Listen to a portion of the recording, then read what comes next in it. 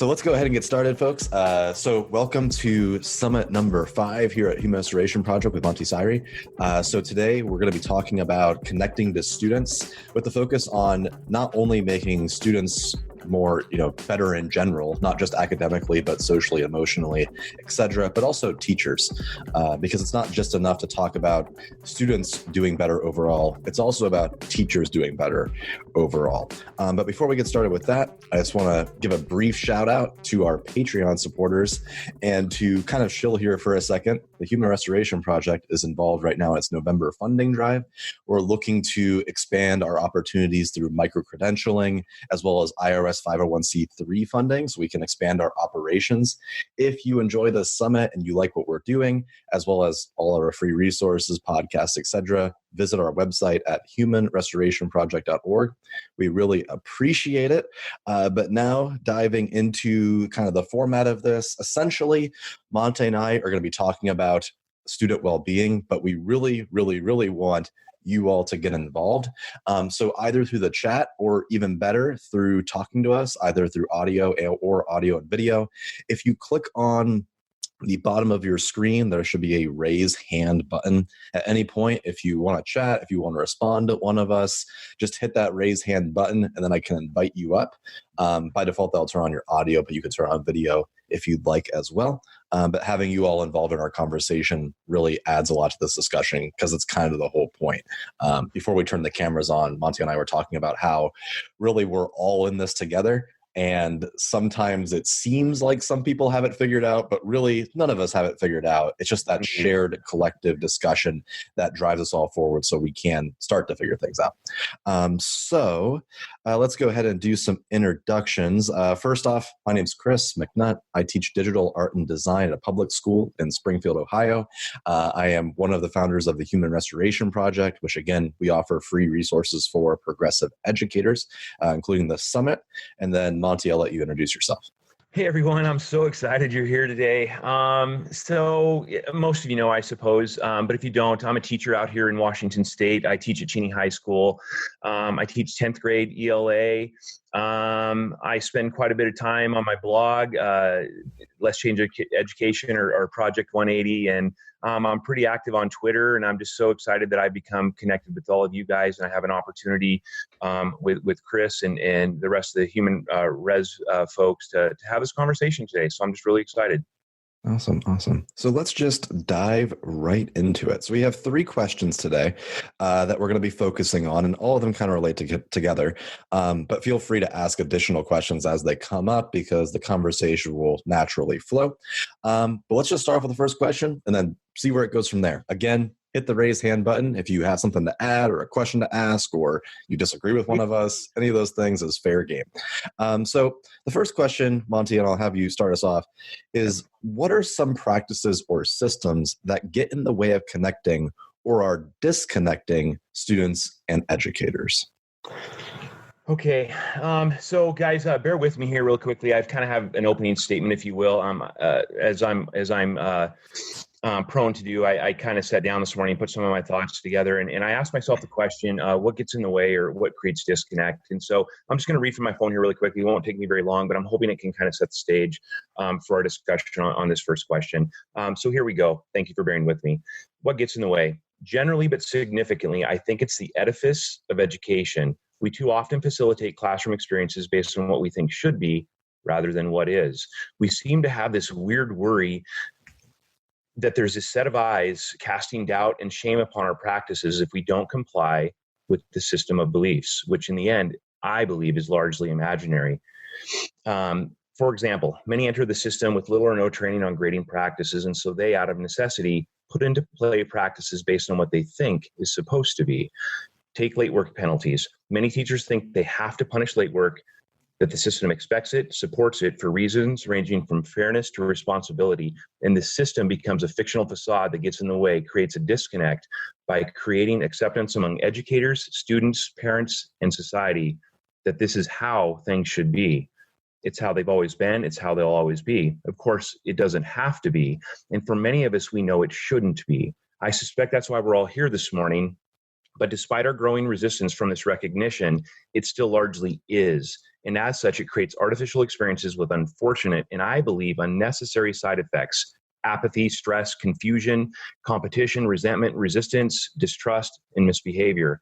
And the list goes on. These effects create disconnect. We can address them, but we have to first set aside this adherence to the idea of what education is supposed to be and focus on what can be. The kids will show us the way.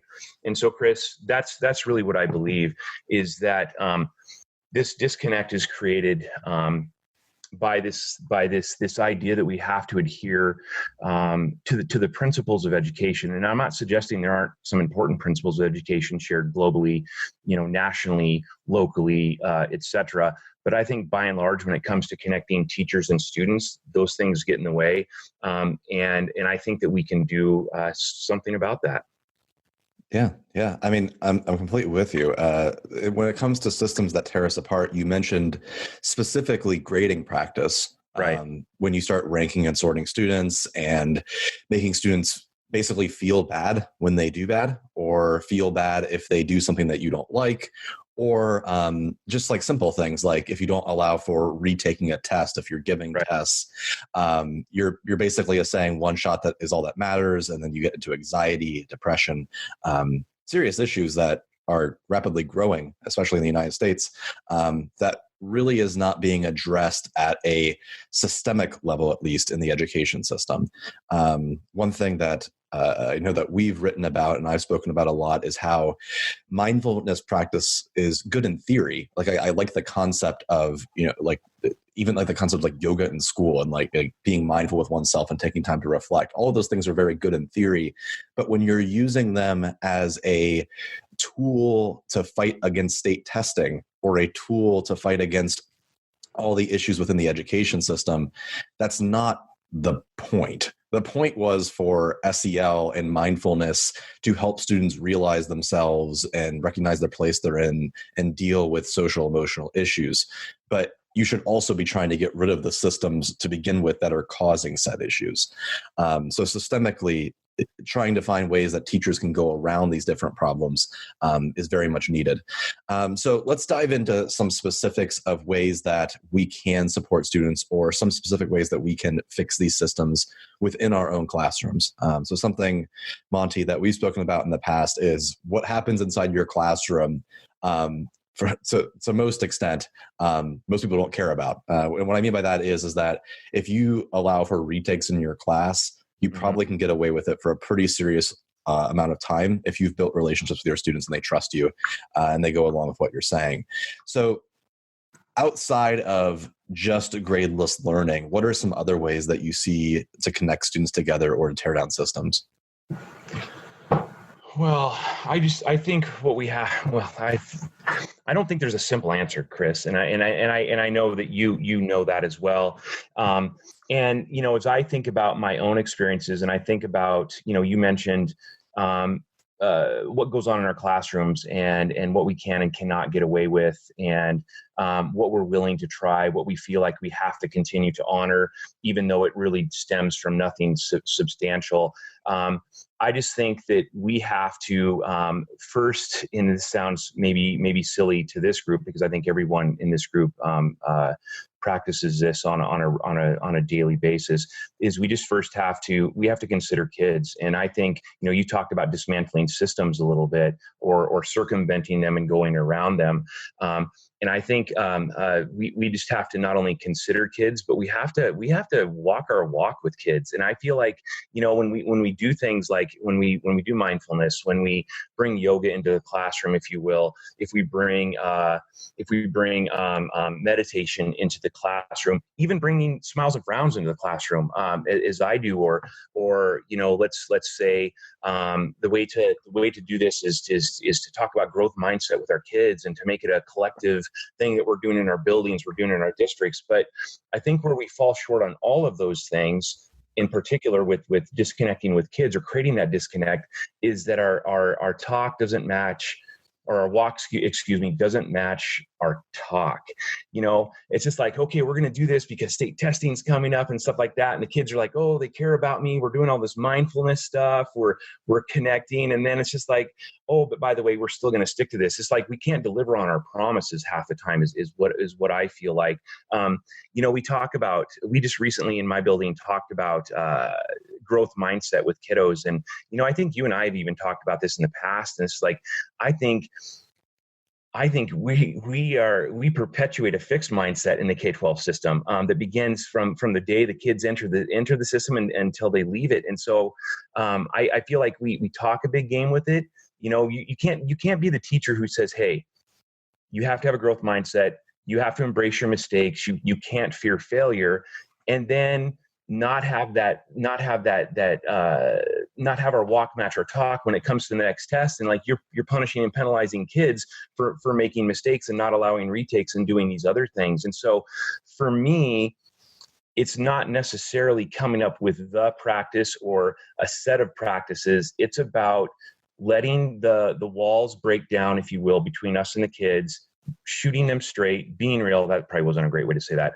Being real with kids, and then just making sure that whatever we're promising, we're delivering on that.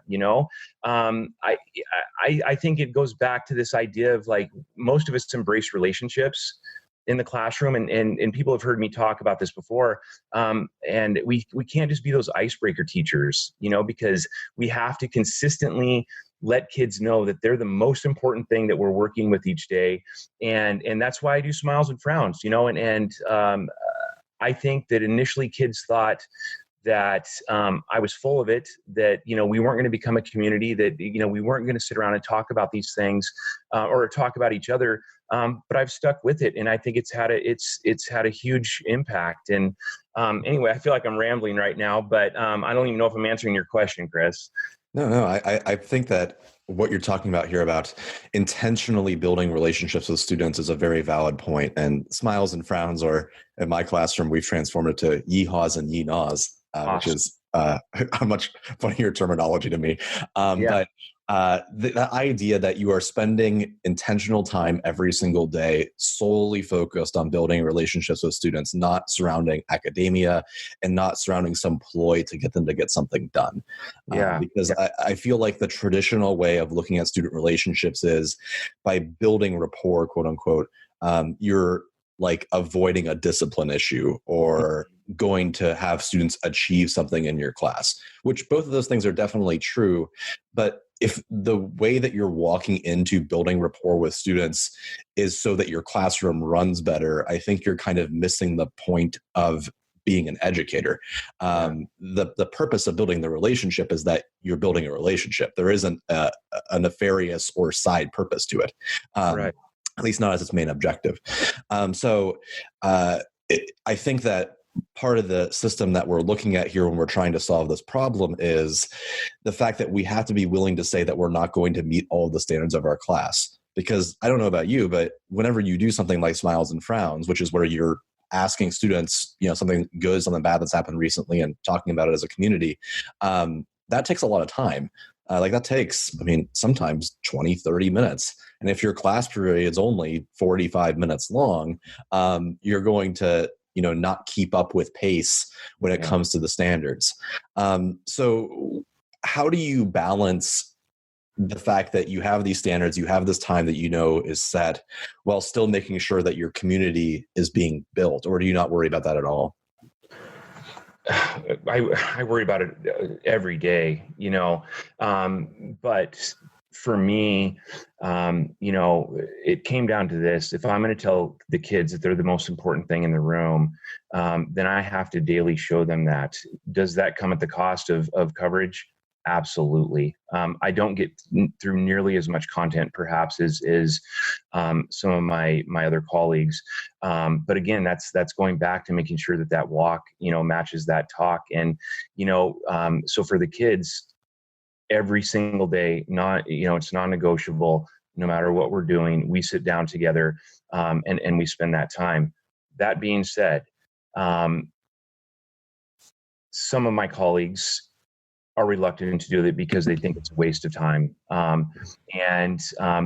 even if they do see, well, and not even if they think it's a waste of time, they just don't think they can sacrifice the time, if you will. But for me, I think it's the most important time I spend each day. I think about all the things that I put in front of the kids, and I think about all the things they're going to forget more than they're going to carry with them in terms of the content that I'm teaching them.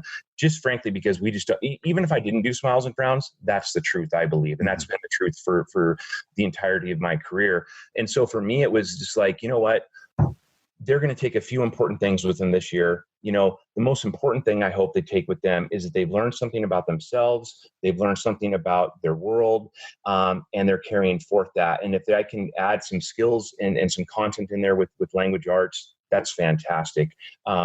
But for me, the balance is we've got to give and take. And I think giving to the humans in the room, there's nothing more important than that. So I give the time. Some days we'll go for 12 or 15 minutes with smiles and frowns, depending on where the kids are and what their needs are. And I'm okay with that. I'm okay with that when I'm being observed. I'm okay with that when I'm not being observed. I have the principal and the superintendent's sons in my class this year. They know what I'm doing. They value what I'm doing. And for me, that's all I need, and I don't even need that. As I've said before, I'd get fired for smiles and frowns. I'm never not going to do it again. It is a forever part of my classroom because we can't serve the humans in the room if we don't know the humans in the room. We have to bring the humans to us. And the way we can do that is to talk to them and communicate with them and connect with them on a daily basis. All the other stuff is extra as far as I'm concerned. And maybe I'm going to go to teacher hell for that. I don't know. But that's how I feel. And that's the hill I'm willing to die on. Yeah, it's very interesting to note that. I wonder how much of our concern with teaching to the test or meeting all of our standards is actually backed up by what administrators actually want our school. Although it might be said at professional development events or, in a meeting after school, as you just said, you have a direct relationship with administration in your room right now. And no one's, hopefully no one's calling you into like some back room and like saying you have to do this right now or else you're going to get fired. Yeah. And I've had the exact same experience. Administrators praise what I do, even though they know that I'm going against some of what they're saying when it comes to standards. And I'm curious if anyone that's in this session right now has a different experience with that, because I imagine that it would be very stressful to know that someone's constantly kind of looming over your back and has specifically called you out for doing these types of things.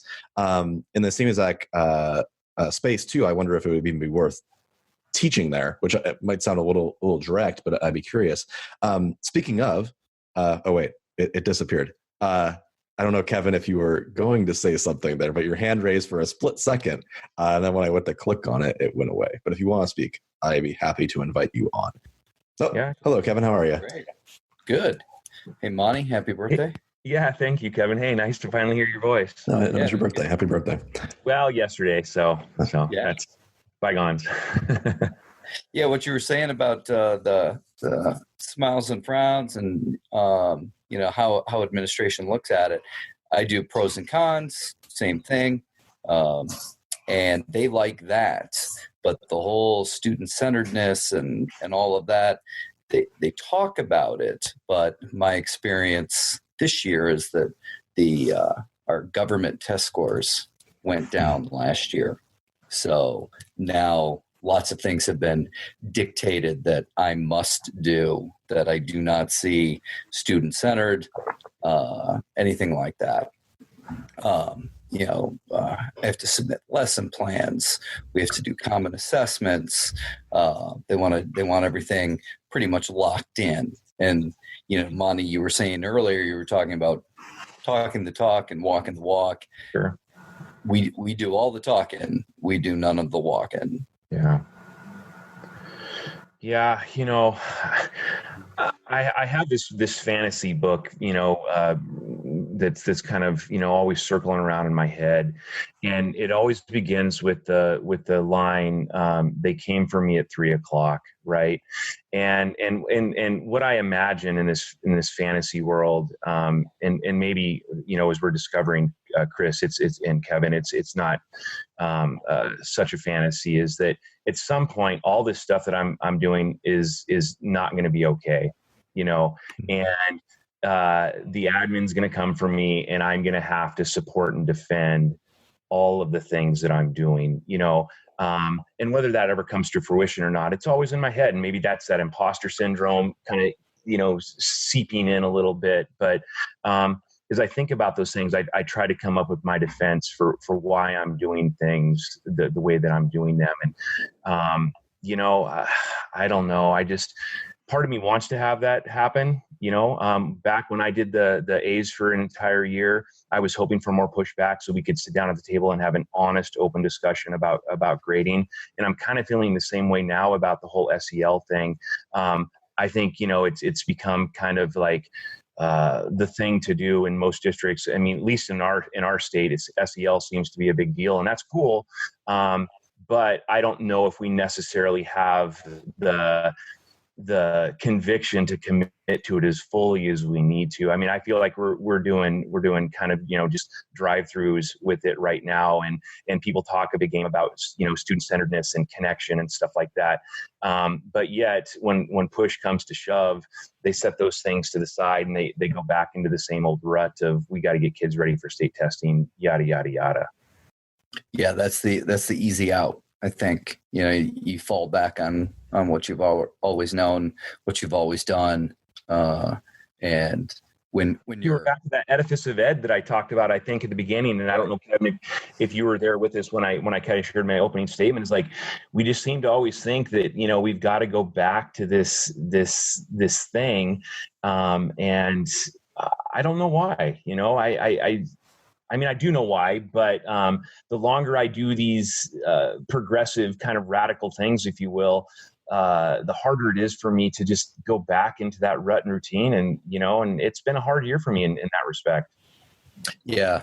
I don't think they get, admin in particular, get that when they talk about these things, these aren't things you can do halfway. Right. You can't straddle that line. Like, you're either in or you're out. Right, right. And they try to want to be both, and it just doesn't work that way. Yeah. So in that situation, I think about like Jonathan Kozel's work when it comes to that concept of building the coalition, which is in a situation where the administration is not necessarily on board with the tactics. It falls back on the teacher, the parents, and the students to understand why your actions are important and why fighting against that system is very important.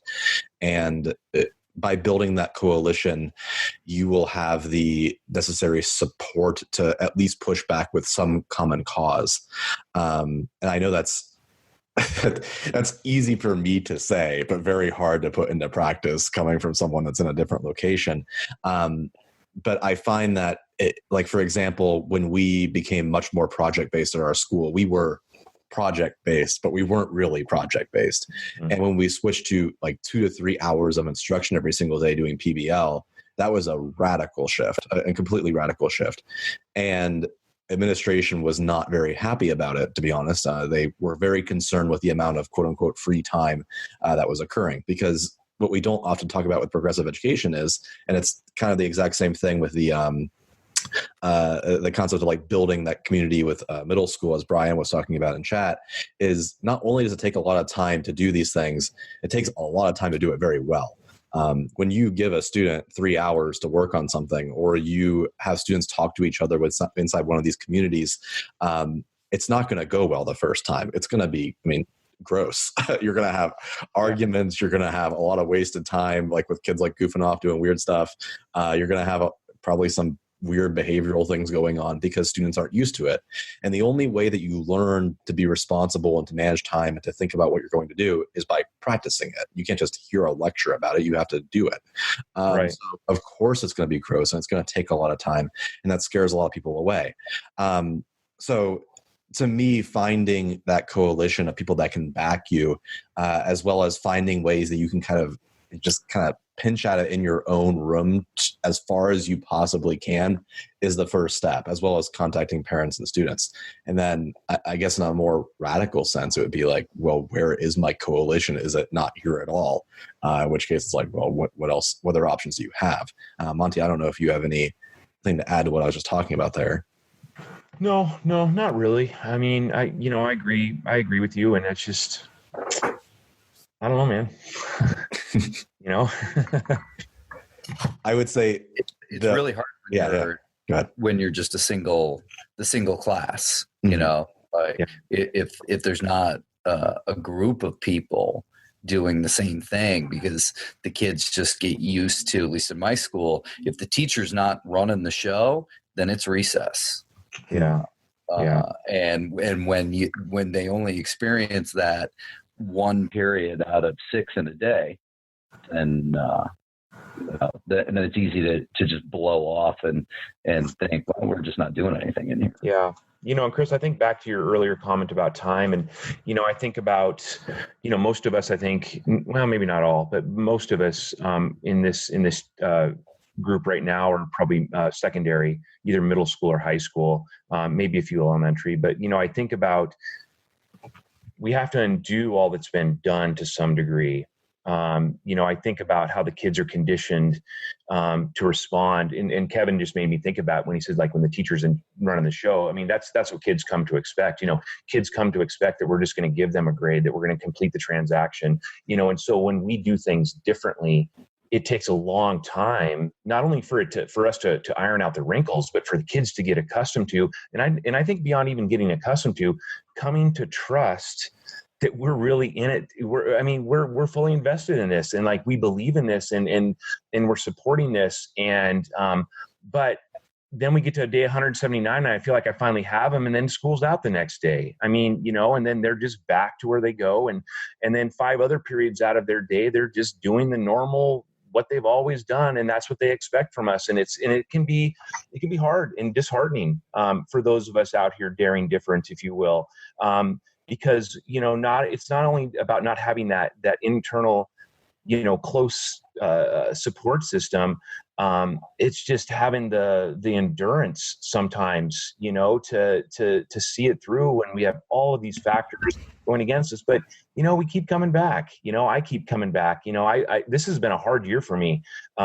This is the first year I've begun to think about, like, maybe I can't do this anymore, and maybe it's time to get out of the classroom, go do something else. And it's just that noise from the outside. We're hot and heavy into PLC and common assessments right now. And even though I feel like our district pretty much walks the walk, I just feel like there's always that go back to the state testing, and that's going to be what rules the day. And I just don't know if I can do it anymore sometimes.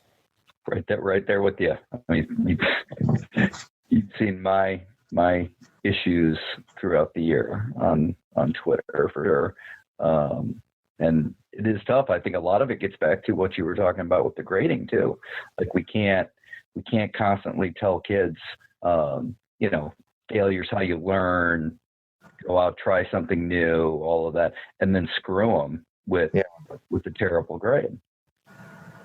And that happens all the time. So I think it's really interesting to note too that what we're diving into, even though it's not necessarily what's on the screen, which is, I think a lot of times when we look at social media and we talk about these things, we get the interpretation that it's all very easy, and that someone just like flicks a switch and all of a sudden, like, your grade list, okay, everything's great now, and these teachers doing some amazing stuff. Yeah. And especially in like September, October, November, those first few months of school, it's draining and hard and depressing, honestly. Like, there are a lot of days where I come home like, my God, like, what am I doing at school?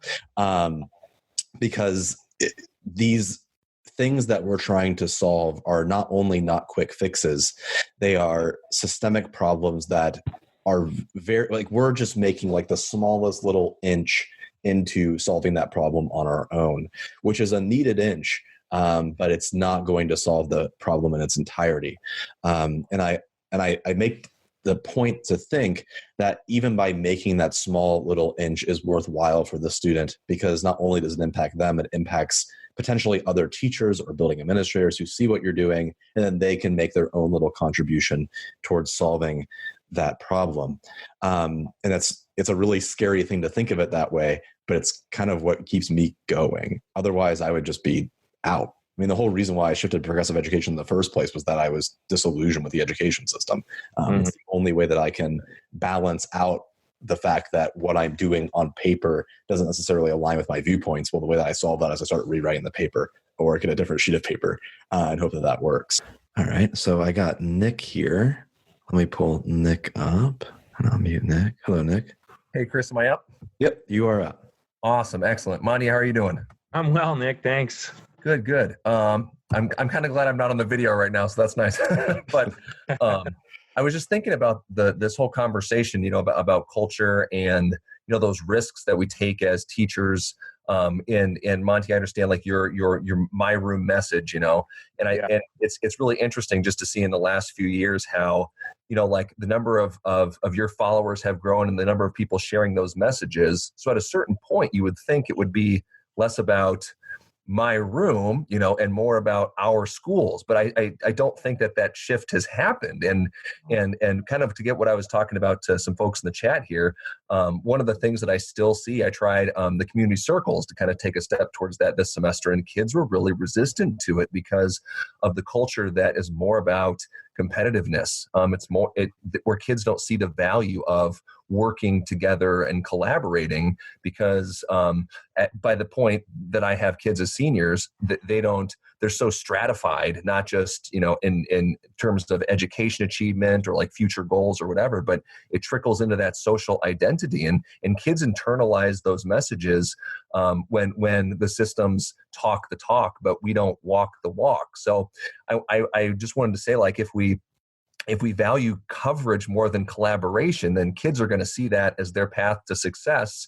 And every single year, they're going to get further and further away from that. It's going to be more difficult to bring them back to that idea that collaboration is the path to success. And I just think from an adult perspective, we need to do a better job, not just as teachers, but as just adults in communities. And it's really maybe that message of humanizing again, that the value of the curriculum is so limited outside the scope of school, but what's going to carry you into success, into adulthood and in the future are going to be those social connections that you make, to the community, to each other. You're going to go further together than any, A on a test or anything else is gonna do. So yeah, I was just thinking about that. I thought maybe just saying it would get it all out there all at once rather than taking up too much space in the chat.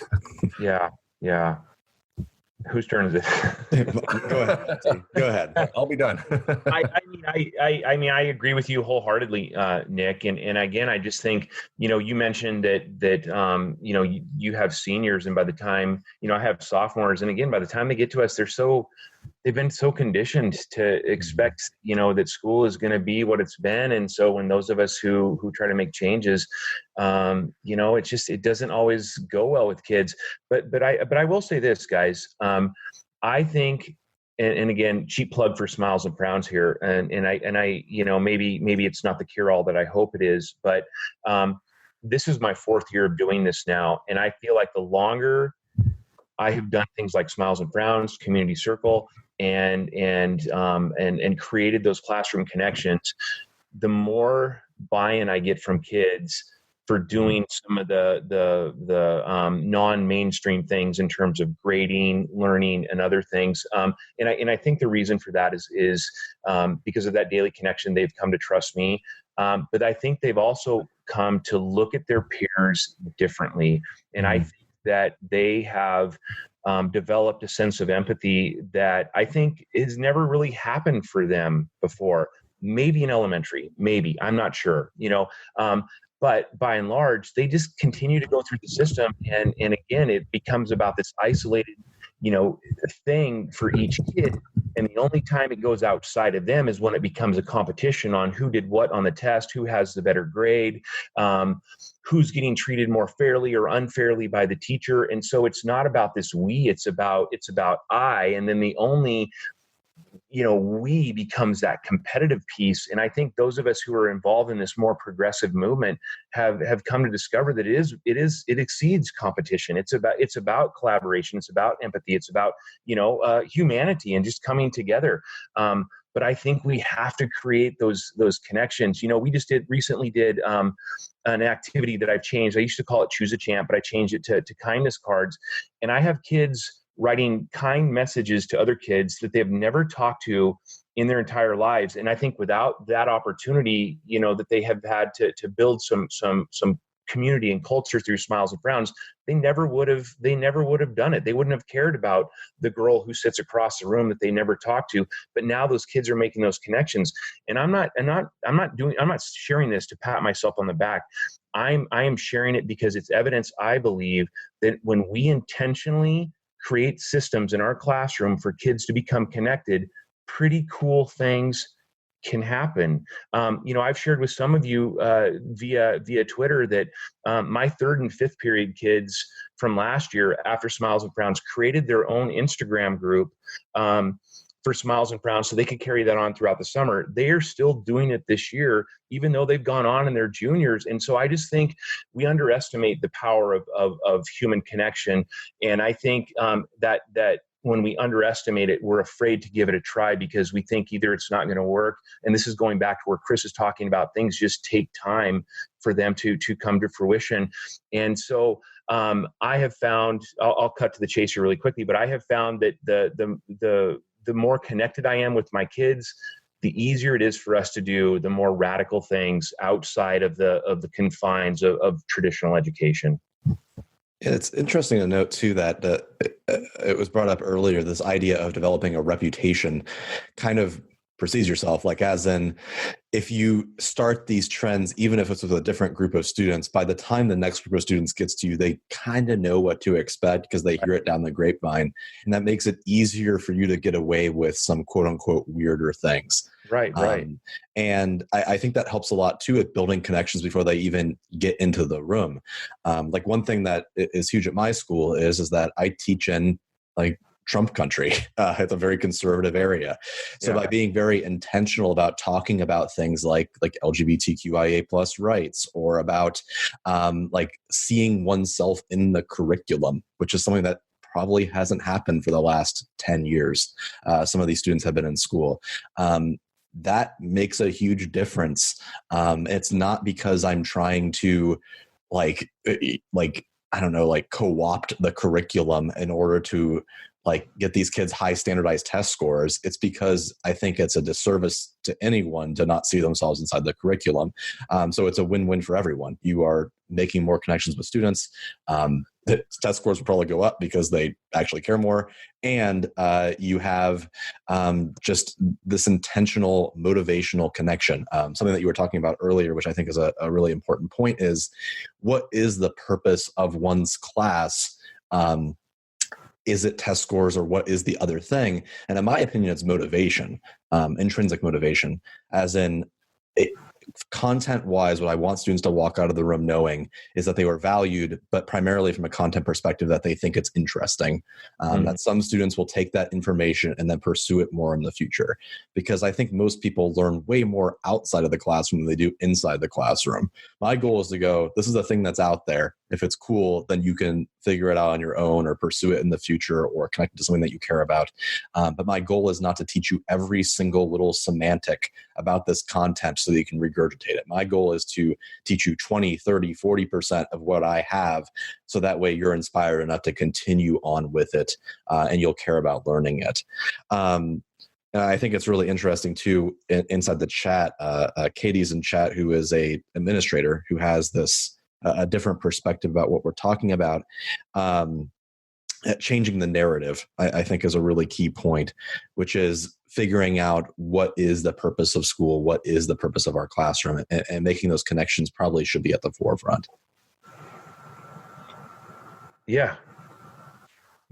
So let's build into then more of these ways about systemically changing things. And I like to try to figure out ways that, even though we're a small group and even though it's hard to do this, trying to figure out ways where we can recommend options for teachers to explore, even if they're very hard things to do. Because it's very easy for us, especially in November, to get into like the whole and everything sucks, let's try to fix things, like the world's collapsing in on myself.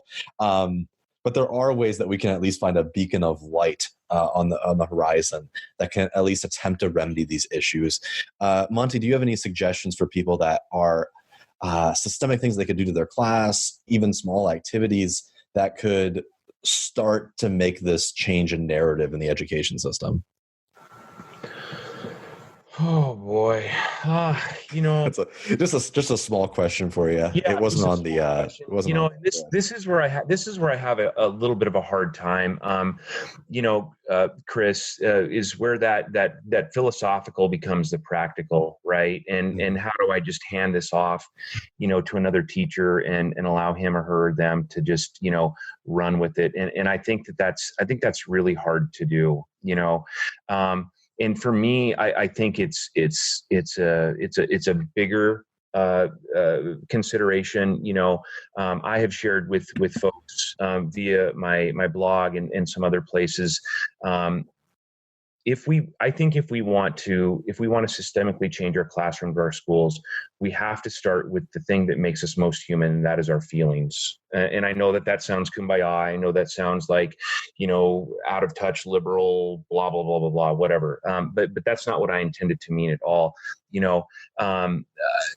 I think that if we want people to feel that there is value in human connection, then we have to meet them where they are. And I think that means meeting them in their feelings. I'm not talking about meeting them academically. I'm talking about meeting them where they are socially and emotionally, with their being.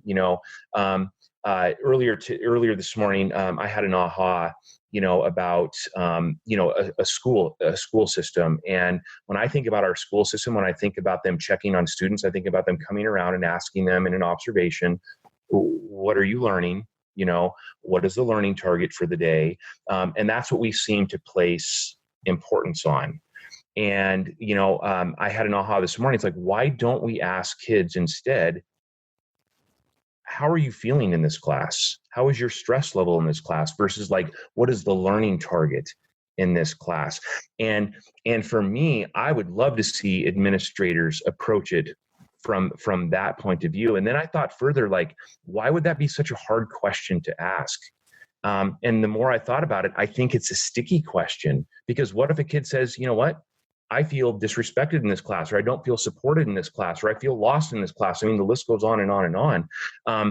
But that to me is a more important question than, can you recite the learning target that your teacher wrote on the board because he or she's having an observation today, And so I think it has to go back to how we want people to feel in our classroom. And then we have to make all the decisions from there.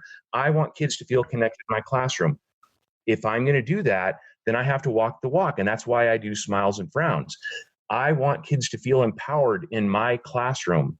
And so that's why I do select and support grading and do a feedback only classroom, because I want to empower them to be part of their learning stories. So when I think about giving advice to other teachers about what they can do to systemically change or challenge or move their own classrooms, is they first have to start with, how do you want people to feel? Because it has to be about the people. If it's not about the people, then I don't think you're really going to arrive at any significant place with the work that you're doing. And I think that can be expanded out to an entire building.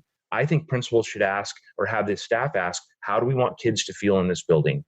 And then let's build our plan around that, and let that hold not only us accountable, but also let it create those connections with kids, that this is our shared agreement, this is our shared responsibility. And I'm not talking about a mission statement. I am talking about really wondering about how the people in the room feel, how the people in the building feel, about how people in the system feel.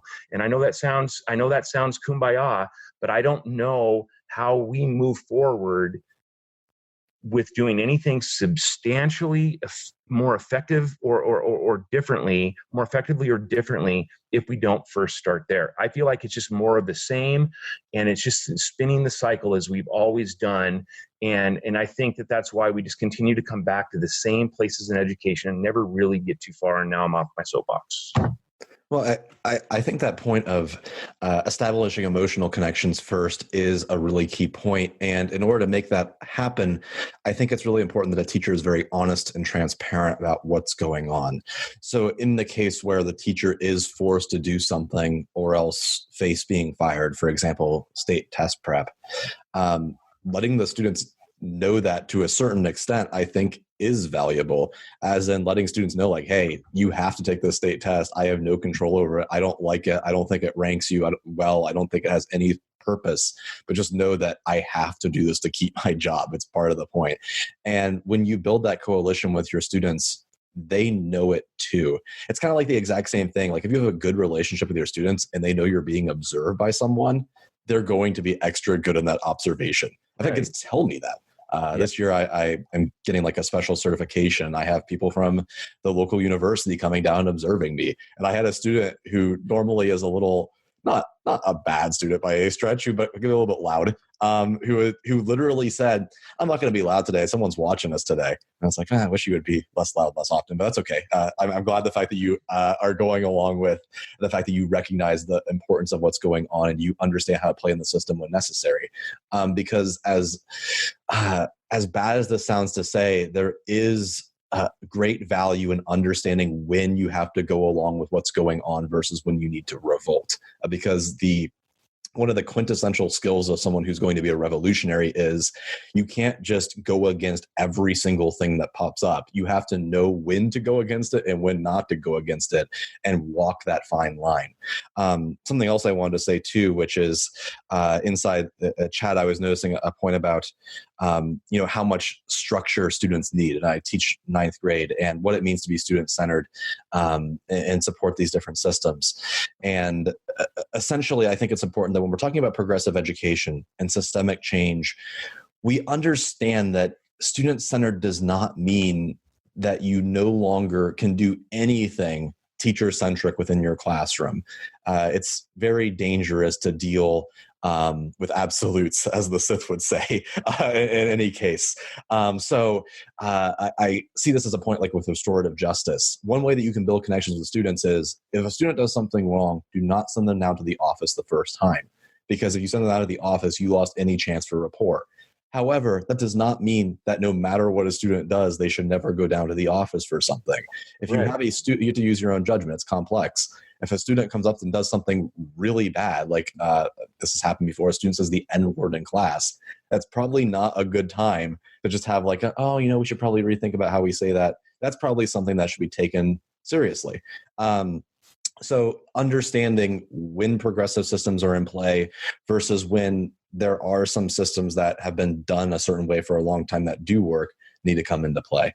And that's kind of up to you and your own classroom environment and the culture of the building and all of these different little things, because teaching's hard.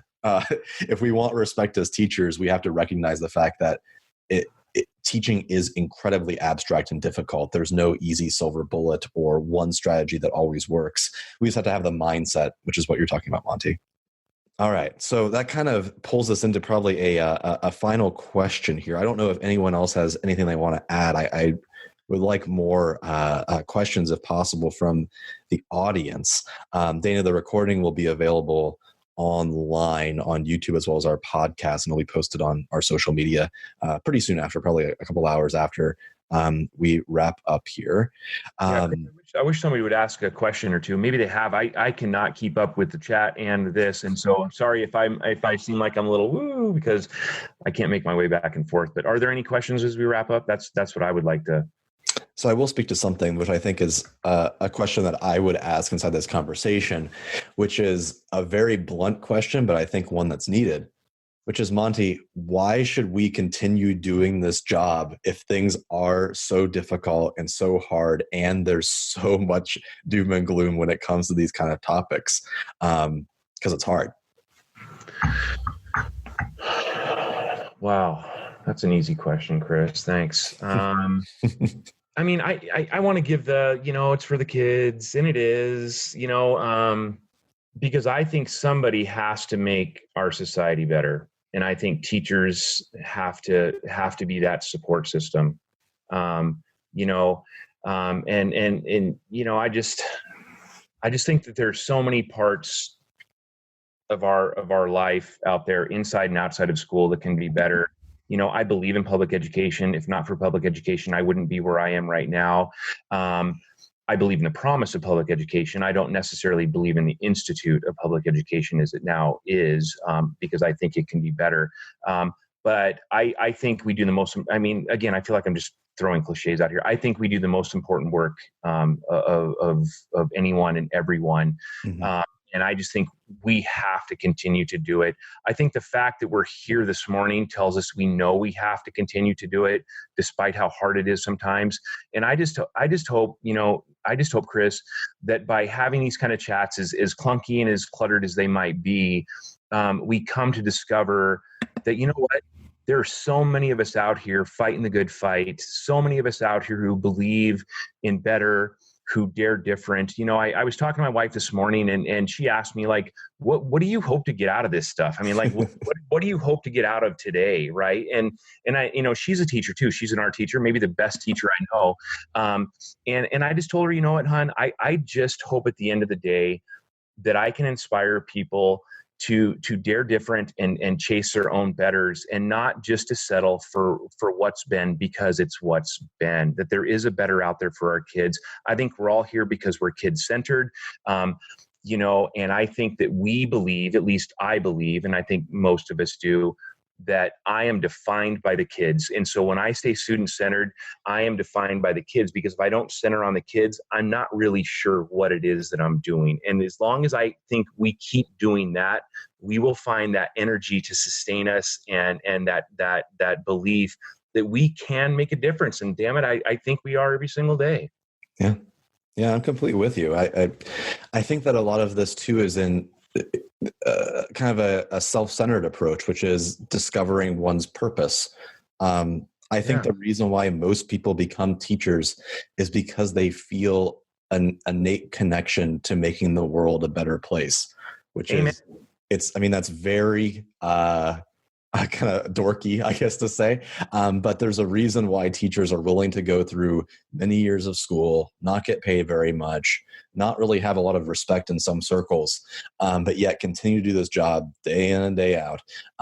And those that put a lot of purpose into their work are also sadly the ones that tend to leave the profession early on, because it is really difficult to do. But what kind of keeps me going is recognizing those little blips of, wow, a student did this, like that Instagram story that you said, or like in my case, my win for last week or the week before was a project that we've been working on, which is entrepreneurship and social ventures and all these different things. A group of students who are raising money for sustainability while operating our new school coffee shop had an investor give them $1,000. Like, not giving them the space for that. In a normal class, I would just be like, oh, you got an A on the test. But the fact that you have like a legitimate thing that you did that could impact you for a long period of time, giving those little blips and seeing those little blips keeps me going. Yeah. All right. So I think that actually is probably a pretty good stopping point. If you ever have any questions or want advice or want us to point you to something that we have, feel free to email. I'm sure either one of us. My email is chris@humanrestorationproject.org. Monte, yours is montesyrie@gmail.com, right? Sure. Yes, sir. So feel free to reach out or get involved in our different PLNs. And so it's not just a one-on-one conversations. I certainly don't have all the answers, but reach out and ask for help. That to me is a huge part of connecting and well-being, is teachers recognizing that it's okay to not have all the right answers, because none of us do. I often tell that to the students, that you have to self-advocate and you have to build upon these skills of asking for help. But then again, I'm not always the best at asking for help. So in terms of walking the walk, we also have to be better at connecting to one another and asking for assistance. Okay. Cool. So I will post this soon. Monte, thank you so much for joining us, and I hope everyone has a great day. Okay. All right. Take care, everyone.